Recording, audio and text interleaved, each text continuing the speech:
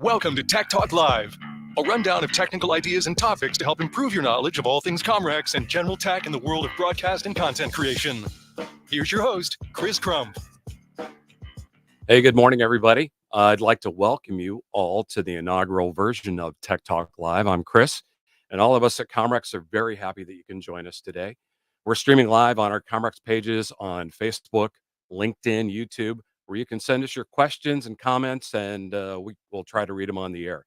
This is going to be a very fast 30 minutes, and we're going to do our best to get all your questions answered if possible, because today we're going to be talking to Andy Mikutta from Yellowtec, radio legend and Talkers publisher Michael Harrison, and we're going to learn how to set up Wi-Fi on an Access NX portable. But to get things started, let's ask a techie.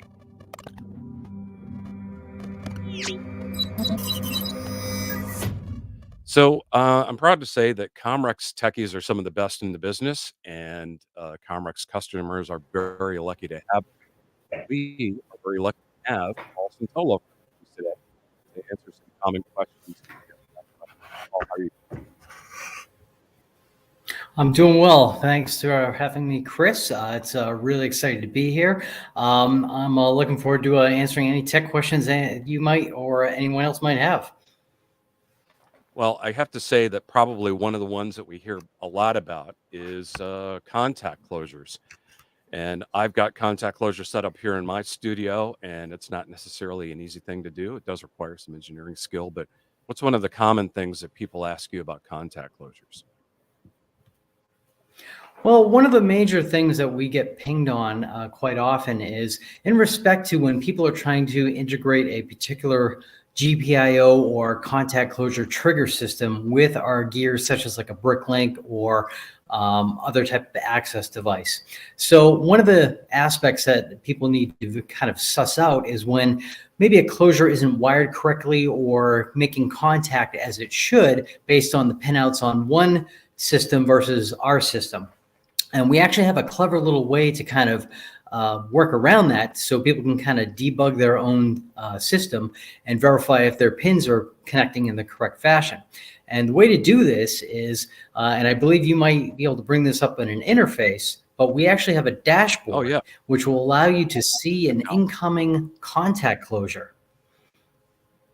And so, yes, exactly. So you can actually kick off triggers physically or virtually through another codec. So one of the tactics, if you want to test things locally, would be to place the unit into what we call loopback mode. So commands sent to the unit will be routed through the output of the unit. So you could actually press the units in loopback mode. You could press the CC1, and then the reflective CC1 output would then initiate. So this is kind of like a clever little device to help verify, are all my pins working as expected? And also people can contact us at our 1-800 number, 1-800-237-1776. And you can talk to a live tech support person, and we can actually have you connect to one of our units, or we could connect to yours, and we can help verify if your contact closures are working as expected. So there are quite a few different ways to kind of work around that issue. And I can tell you, the people do love our techies. You guys do a great job for our customers, and you're a benefit to the industry. So, Paul, I appreciate you taking time out of your busy schedule today. I'll let you get back to the phones to handle tech support for our customers all over the world. We definitely appreciate you. Much appreciated. Yeah. Best of luck. Take care. Thanks, man.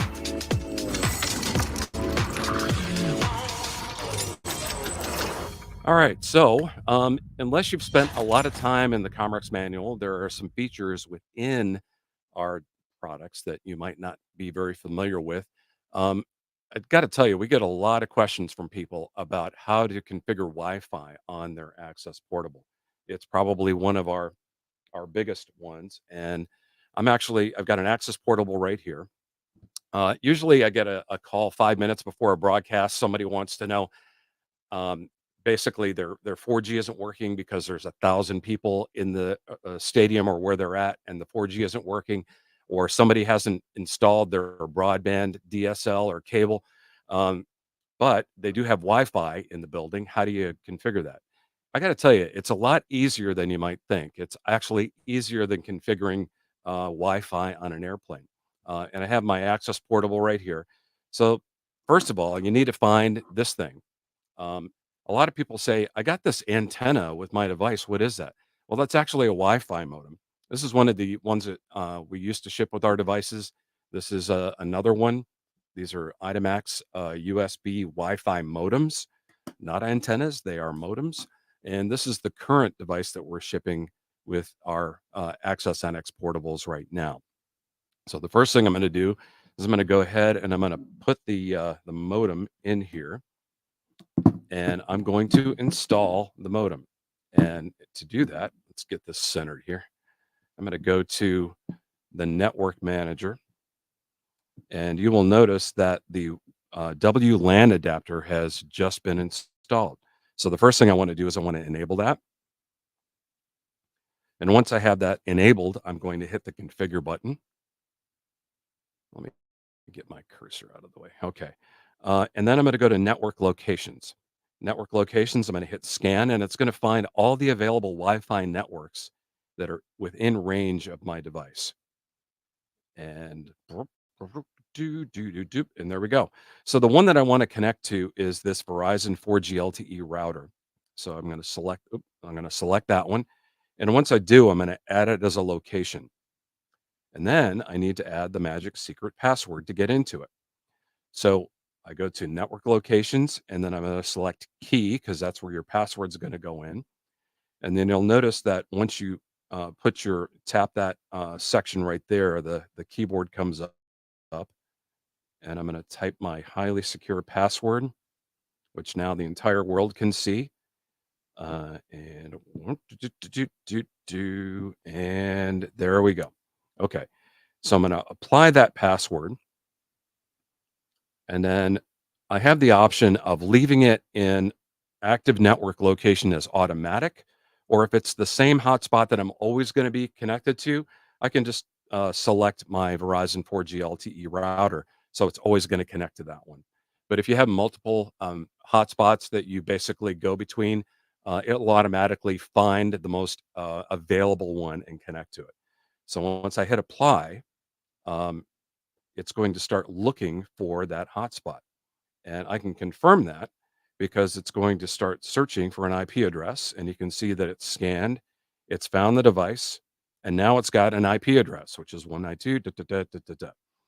Now I can confirm that I'm connected because I can go to the switchboard section on the front page and it says it's online. And I'm going to try one of our test connections and see if I can connect. And look at that. I just connected. And you can see let me go to the dashboard screen. Oops, the dashboard screen. And I've got audio coming back and my contact closures and so forth. And it's that simple. That's how you connect to Wi-Fi on an Access NX portable. And I hope that was instructive. Okay. You got to love live. Give me 1 second here while I hit this button.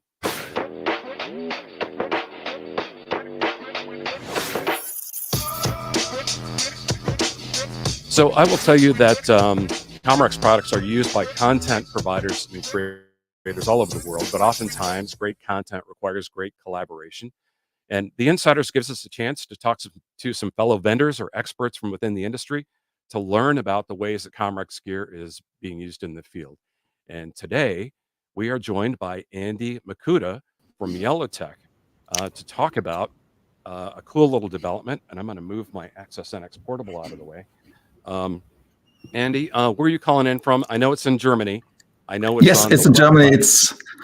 It's 5 o'clock in the evening, and we have surprisingly a lot of snow outside, which is not very typical here for this area.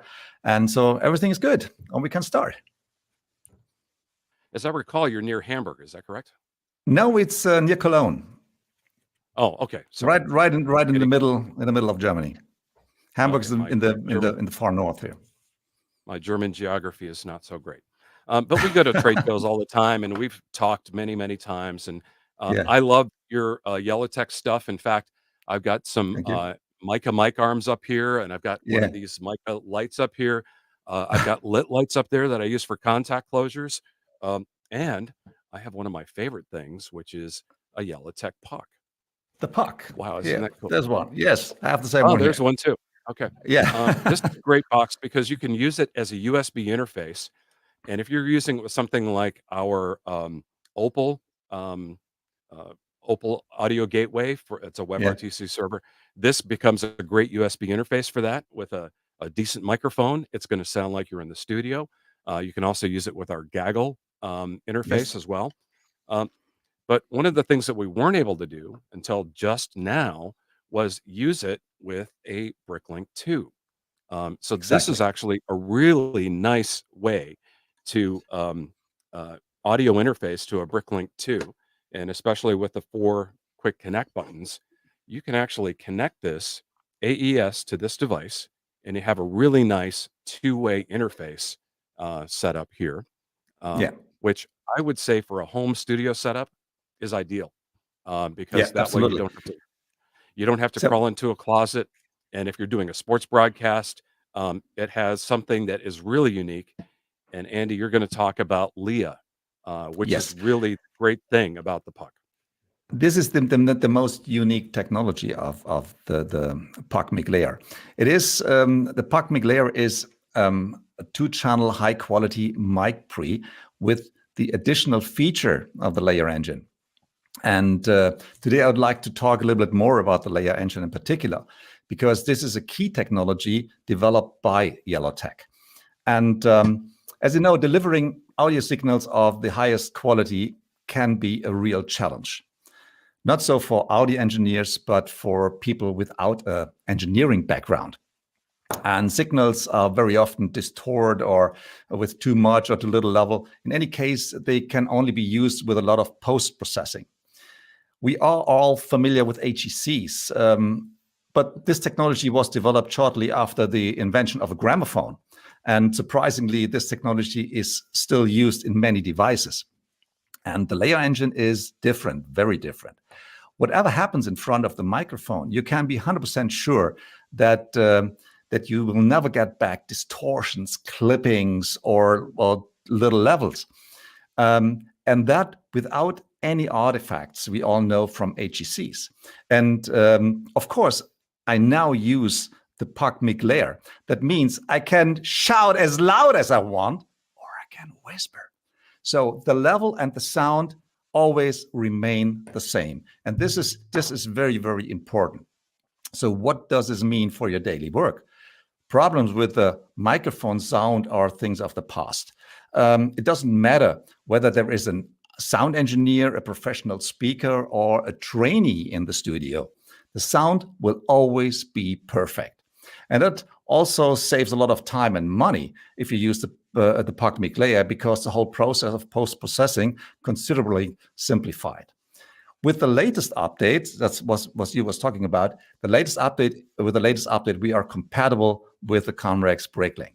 So, and it is disappointing when the Bricklink can transmit audio data in an excellent quality, but the input signal is so poor that in the end, there is no reasonable signal or no reasonable signal arrives.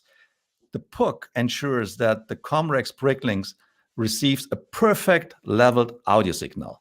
This allows the Bricklink to fully utilize its qualities. And all this with the extremely simple operation and enormous work safety.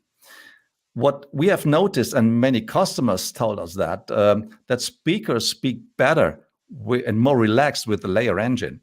Why is this the case? Especially when speakers work without an audio engineer. They are always afraid of speaking too loudly, or too quietly. But if they know it doesn't matter how loud they speak, they can concentrate fully on their content. The technical side no longer matters to them, only what they want to say. And that's why they get better results with the layer engine. It's very simple. There are and I have to tell you, Andy, I'm sorry to interrupt. I would just say that of the course. first time I encountered the Leia engine was in the IXM mic. I Yes. was doing a radio station for some scouts, and Yeah. I had received like a recorder that I could give to them, and I had and I had an IXM mic, so I had both. So the scouts that went out with just the regular recorder would come back, and I'd have to normalize, and I'd have to edit, and I'd have to really notch out and filter the audio. But the people that came back with the recordings on the Leah, it was perfect, absolutely Yeah. perfect. No matter how much somebody yelled or screamed or how quiet the audio, the Leah engine is just amazingly spectacular. Sorry, I just Yeah. had to gush for a second. Yeah, that's fine. So this was originally designed for the IXM. The problem with a field recorder or an interview recorder like the IXM is, if you are in front of a celebrity or a politician, you have no chance to go back and to say, sorry, I have an overload, or can we do it again? You got the chance to ask a question, and you have to be sure that whatever happens in front of the microphone, that the result will be perfect. And that's the idea of the layer engine. And we start, of course, with a simple technology like an HEC, and we found out very, very fast that it is impossible to use an HEC for such things because the quality is not good enough. And that's the reason why we started many years ago to develop the layer engine. And this is now our key technology, and you can find the layer engine in so many products of Yellowtec. Also in the future, we come out with many new and very nice products with the integrated layer engine, and that's a very, very cool thing, to be honest. Yeah. So Andy, you'll be at the NAB show coming up in April, and do you know what your stand number is? Yes, we have, and we show of course a combination of the Bricklink with the POCMIC layer. We show also other new products of Yellowtec. So this year will be a very exciting year for us. We will be able to present 5 new products at this year's NAB, and I'm looking really forward to it. It will be an exciting show for us. So Andy, a couple of quick questions. When will the Puck 2 with SRC be available, and what's the price point on that? Now, it will be available now. And the price point will be round about $900 retail. Okay. So it's a great little combination. If you're a Yellowtec fan, it goes with a Bricklink. It'll work very, very nicely. And we'll have this in our stand as well. You can contact your favorite broadcast supplier of Yellowtec or Comrex gear to find out more about this little combo. And I have to tell you, Andy, I really appreciate you taking the time to talk to us about this new and exciting development. You know, as a Yellowtec fan, it's exciting for me. Yeah. So thank you for giving me the chance to talk about our products. It's always a pleasure. And we will see you for wine in the Yellowtec booth at NAB. Yes, you will. Okay. Thanks, Andy. Thank you, Chris.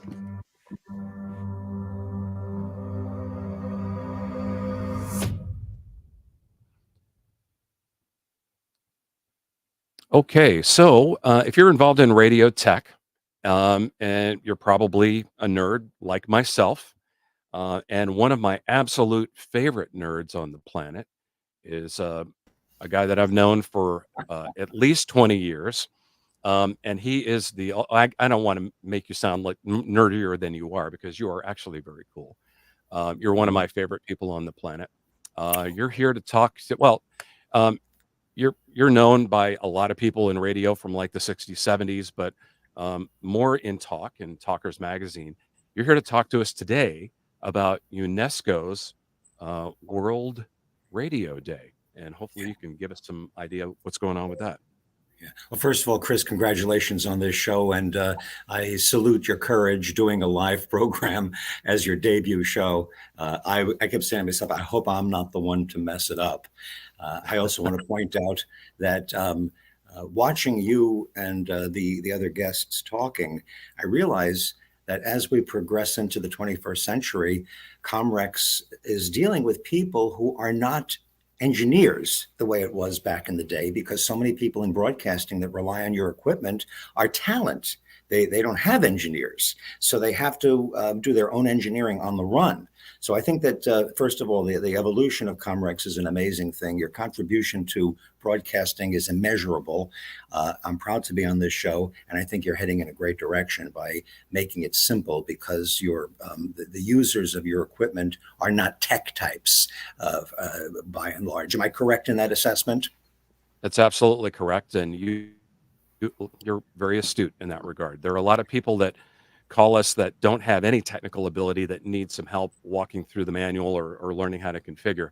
We try to keep it as simple as possible on the front, and there's a lot of deep tech inside our products, and that's kind of where we excel.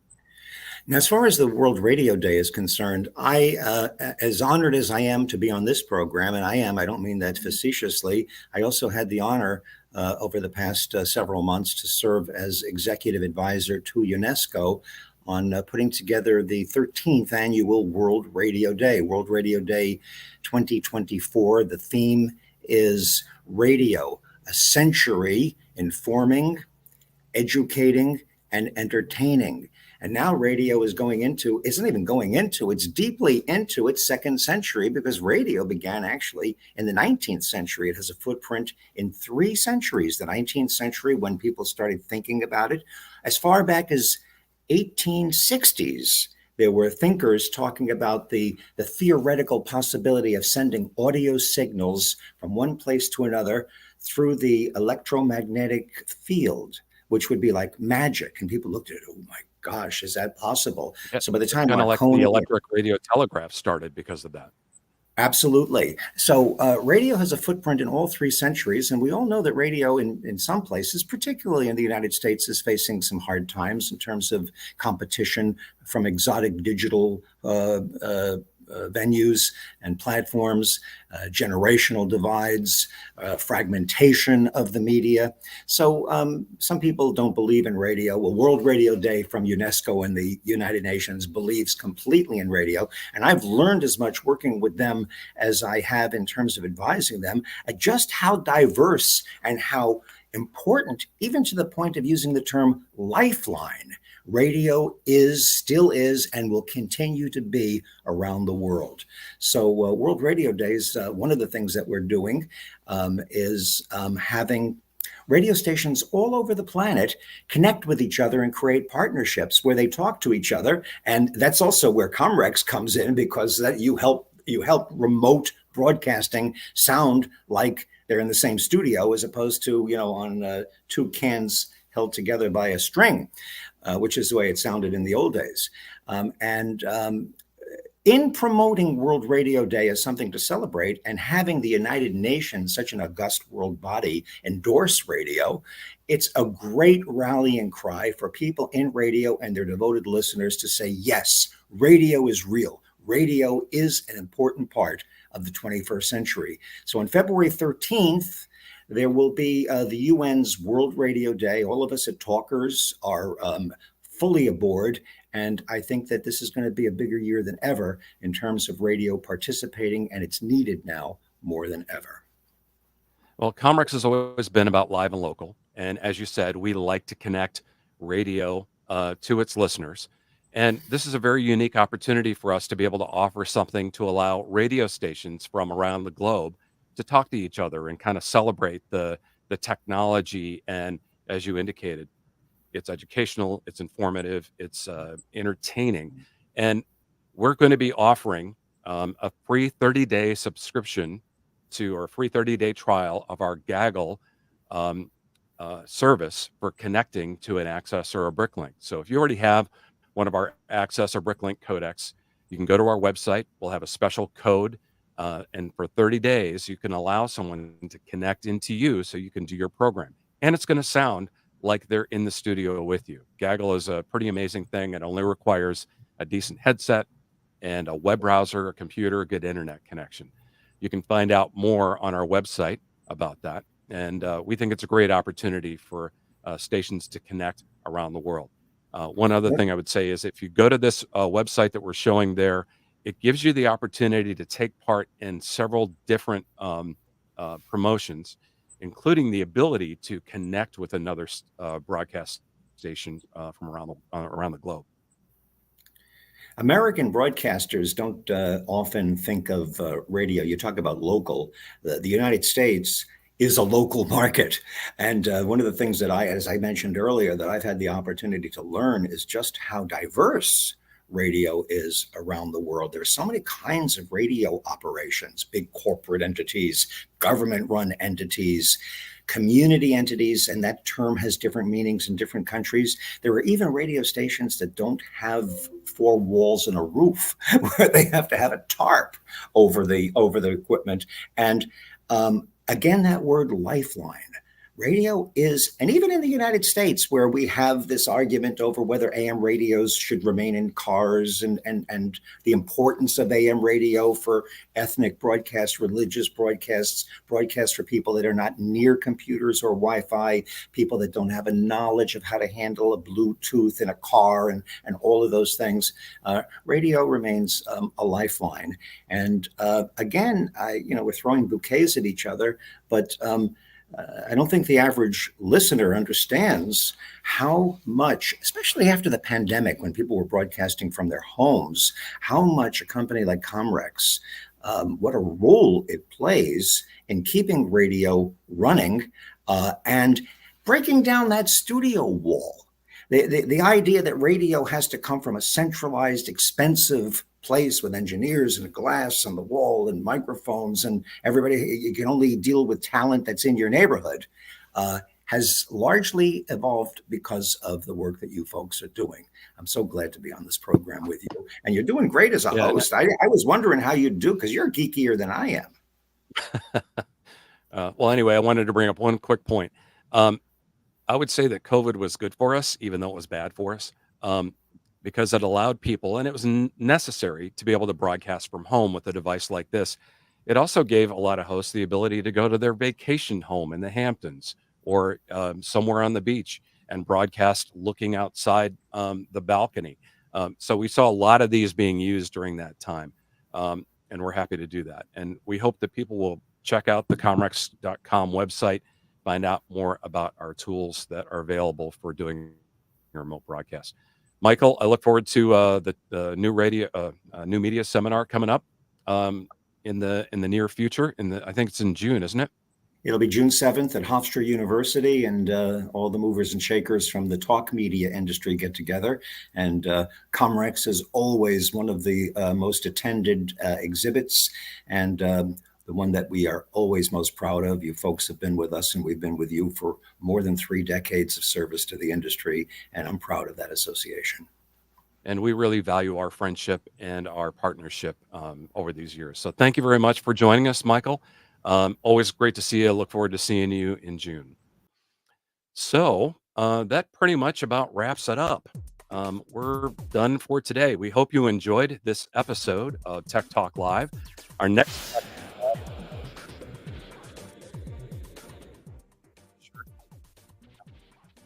planning to join us at NAB, you'll find us in the Central Hall, C2234. Don't forget about our 30-day Gaggle trial.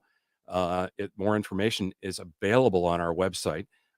That's anybody that has an access or a BrickLink can use Gaggle. It's a nice little tool to be able to connect to your listeners and your guests.